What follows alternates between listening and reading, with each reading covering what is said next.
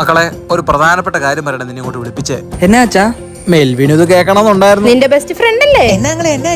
ഇനി ഇവനെ എങ്ങനെ അങ്ങ് വിട്ടാ ശരിയാവത്തില്ല. അതുകൊണ്ട് ഇവന്റെ അമ്മാവന്റെ മോളുമായിട്ട് ഞങ്ങൾ കല്യാണം അങ്ങോട്ട് ഉറപ്പിച്ചു. അത് നിങ്ങളങ്ങ് തീരുമാനിച്ചാൽ മതിയോ? അതെന്നാ മോനെ നീ അങ്ങനെ പറഞ്ഞേ? എനിക്കൊരാളെ ഇഷ്ടമാണ്. ആരെ ഇഷ്ടമാന്ന്? ദേ ഇരിക്കുന്ന മെൽവിനെ എനിക്കിഷ്ടം.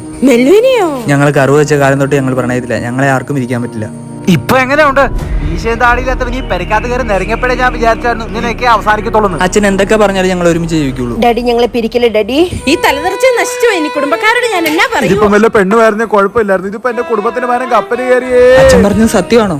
എന്നത്? അല്ല, പെണ്ണാണെങ്കിൽ കല്യാണം നടത്തുന്നു. പിന്നില്ലാണ്ട് ഇതിനെ കിട്ടുന്നതിനും ഭേദമല്ലേ? അങ്ങനെയാണ് എനിക്കൊരു കാര്യം പറയാനുണ്ട്. എനിക്കൊരു പെണ്ണിനെ ഇഷ്ടം. ഇത് ഞങ്ങളുടെ അഭിനയമായിരുന്നു. ആശ്വാസം. പക്ഷെ മാമന്റെ മോളെ അല്ലാതെ വേറെ ആരെ കൊണ്ട് നിന്നെ കെട്ടിക്കത്തില്ല. അങ്ങനെയാണെങ്കിൽ മെൽവിനെ പിടിയിടാ. ഏത് പെണ്ണിനെ വേണേ കെട്ടിച്ചു തരാം. നീ ആ കയ്യിൽ നിന്ന് പിടിവിട്.